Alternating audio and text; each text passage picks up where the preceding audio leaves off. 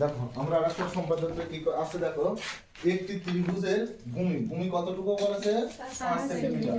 ভূমি সংলগ্ন একটি সূক্ষ্ম কোণ, সূক্ষ্মকোণ কত বলেছে 45 ডিগ্রি। সেটা কি থাকবে, এই কোণটা 45 ডিগ্রি কোথায় থাকবে, ভূমির সাথেই থাকবে, ঠিক আছে। তার মানে এই 5 সেন্টিমিটারের সাথে 45 ডিগ্রি কোণ থাকবে। এবং কি বলেছে, অপর দুই বাহুর অন্তর কত বলেছে 1 সেন্টিমিটার। ত্রিভুজটি আঁকতে হবে, ঠিক আছে। এটা এই দুইটার মধ্যে তোমাদের সম্পাদ্য এবার এসএসসি পরীক্ষাতে আসার সম্ভাবনা উদ্দীপক, ঠিক আছে। এই দুইটার মধ্যে আসার সম্ভাবনা হচ্ছে 90%। এই দুইটা যেটা দুইটা ইয়ে করছি না, এর আগে একটা করেছে আর এই একটা, এই দুইটার থেকে একটা খ নম্বরে আসার জন্য মানে কি বলবো, মানে 99% আসার সম্ভাবনা আছে। এটা তোমরা শিওর থাকো, ঠিক আছে। সেটা বলবো। তাহলে একটা ত্রিভুজের ভূমি এটা হচ্ছে কত দেওয়া আছে 5 সেন্টিমিটার, ঠিক আছে। 5 সেন্টিমিটার ভূমির সঙ্গে একটা সূক্ষ্মকোণ এখানে দেওয়া আছে কি আমাদের 45 ডিগ্রি। এবং পাশে অপর দুই বাহু, এইটা একটা ত্রিভুজ হলো না, এ বি সি। তো দেখলাম হচ্ছে ত্রিভুজের ভূমি দেওয়া আছে 5 সেন্টিমিটার, অপর দুই বাহু একটা কোণ দেওয়া আছে, ভূমির সঙ্গে একটা কোণ কত দেওয়া আছে 45 ডিগ্রি। এবং কি আছে অপর দুই বাহুর অন্তর। তাহলে এই দেখো এটি 5 হলো, এটি 4, এটি 3 যদি ধরি তাহলে কি আছে, এই দুটি বিয়োগফল কত হচ্ছে 1 হচ্ছে না। তার মানে এই বাহু আর এই বাহু ছোট বড়, এই বাহু থেকে এই বাহু ছোট বা এই বাহু থেকে বড় কতটুকু আছে অন্তর, মানে শুধু ছোটই হবে এমন না, ছোট হইতে পারে বড় হইতে পারে। এই বাহু থেকে এই বাহু 1 মিটার ছোট, আর এই বাহু থেকে এই বাহু 1 মিটার বড়। এই যে পার্থক্যটা দেওয়া আছে, ঠিক আছে। তার মানে একটা বাহু যা হবে অপর বাহু তাতে কি হবে ছোট হবে, 1 মিটার 1 সেন্টিমিটার হয় ছোট হবে, না হলে কি হবে বড় হবে, ঠিক আছে। তাহলে আমরা এইভাবে একটা ত্রিভুজটা অঙ্কন করব, ঠিক আছে। তো দেখা যাক আমরা আঁকা দিয়ে শুরু করি ইনশাআল্লাহ কতটুকু পারি। তো দেখো ত্রিভুজের ভূমি দেওয়া আছে কত 5 সেন্টিমিটার, 5 সেন্টিমিটার। ভূমির সঙ্গে যে সূক্ষ্মকোণ দেওয়া আছে কত ডিগ্রি 45 ডিগ্রি, 45 ডিগ্রি। তোমরা এগুলো মেপে নেবে, ঠিক আছে। এবং কি কইছে অপর দুই বাহুর অন্তরকে কি দ্বারা প্রকাশ করে ডি 1 সেন্টিমিটার, ঠিক আছে। ত্রিভুজটি অঙ্কন করতে হবে। তাহলে এখানে লিখলাম অঙ্কন, ঠিক আছে। অঙ্কন করতে হলে আগে আমাদের প্রথমে কি করতে হয়, সম্পাদ্যের ক্ষেত্রে একটা রশ্মি নিতে হয় না। তাহলে আমরা এখানে একটা রশ্মি নিলাম, এই রশ্মিটার একটা নাম দিলাম এ পি দিলাম, ঠিক আছে। তাহলে আমরা কি লিখতে পারি, যে কোনো কোণ লিখবো কেন, রশ্মি, যে কোনো রশ্মি এপি এটা নিয়েছি না।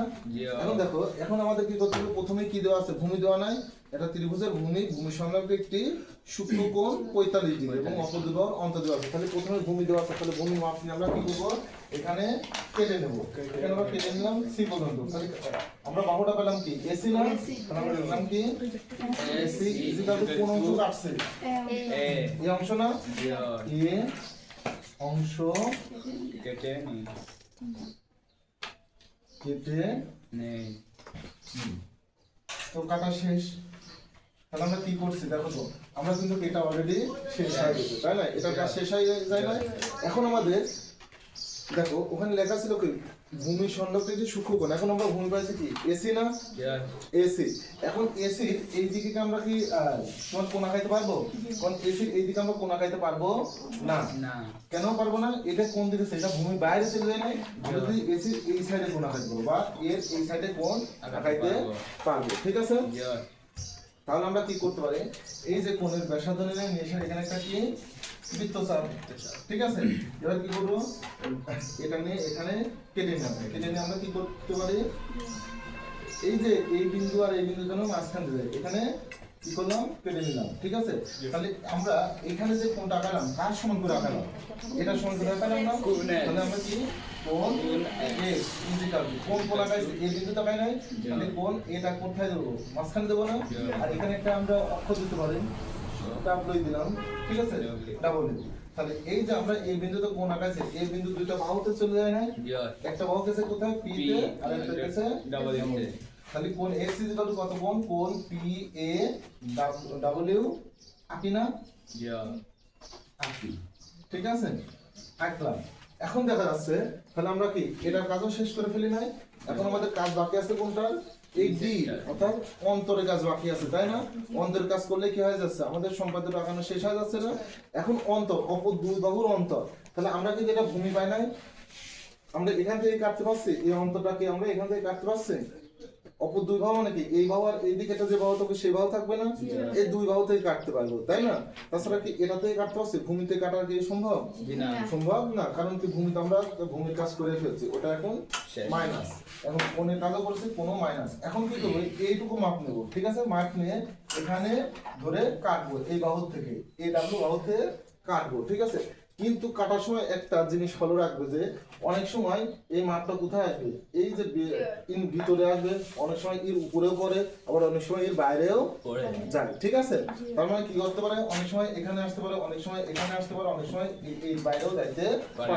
কোথায় গেল তোমার দেখার কোনো বিষয় না, টাইম নাই, ঠিক আছে? মাপ যেখানে যাবে তুমি সেখানে নিতেই বাধ্য, ঠিক আছে? তাহলে আমরা কি করলাম, এখান থেকে এটুকু নিলাম, এসে আমরা এখানে কাটলাম, কাটে দেখলাম যে এখানে আছে, ঠিক আছে? তাহলে এখানে একটা মাপ নিয়ে কাটি নাই, সেই মাপের নামটা কি আমরা ধরলাম হচ্ছে কি জেড, ঠিক আছে? তাহলে এই যে এজেড কাটি নাই, এজেড কাটেছি, কার সমান করে কাটেছি, এই ডি সমান করে না, এজেড ইজিক্যাল টু ডি অংশ কেটে অংশ কেটে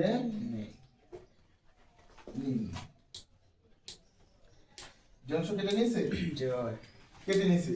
এখন কি করবো দেখো, এই যে এটা কি করব, যোগ করবো। তাহলে কি কি যোগ করলাম, জেড আর কি সি যোগ করি,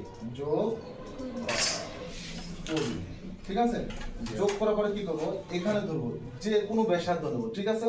এমন বেশি ব্যাসার্ধ নেবো আর কি নেবো না, কমও নেবো না, নিয়ে এসে এখানে ধরবো, এখানে একটা বৃত্তচাপ, ওই একই মাপ নিয়ে এখানে ধরবো, ধরে সেটা এই ভাবে একটা বৃত্তচাপ, এবার এইটুকু মাপ নেবো, ঠিক আছে?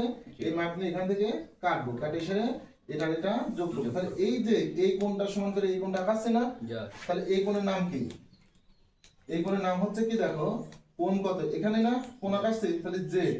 এখন একটা বাহু এই দিকে আর একটা বাহু কোন দিকে, এইদিকে না, তাহলে সি জেড ডাব্লিউ ইজিক্যাল টু কোণ কি আঁকি, কোণ হচ্ছে কি এটা যদি আঁকি তাহলে এখানে চলে যাচ্ছে, তাই না?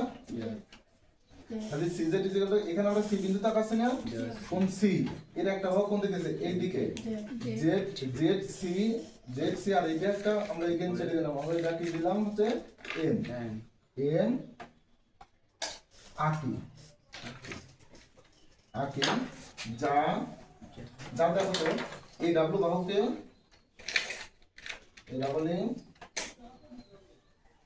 বাহুকে কোন বিন্দুতে সেট করে, এখানে একটা দিয়ে দিলাম বি, ঠিক আছে?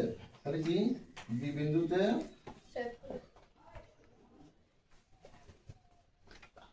সেট করে, ঠিক আছে? তাহলে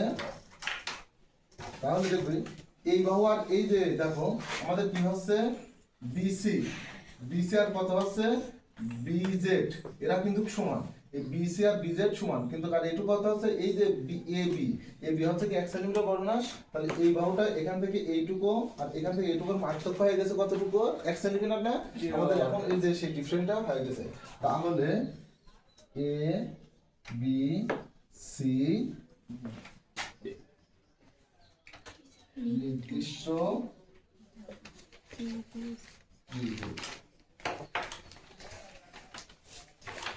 ঠিক আছে না, বুঝে গেছে?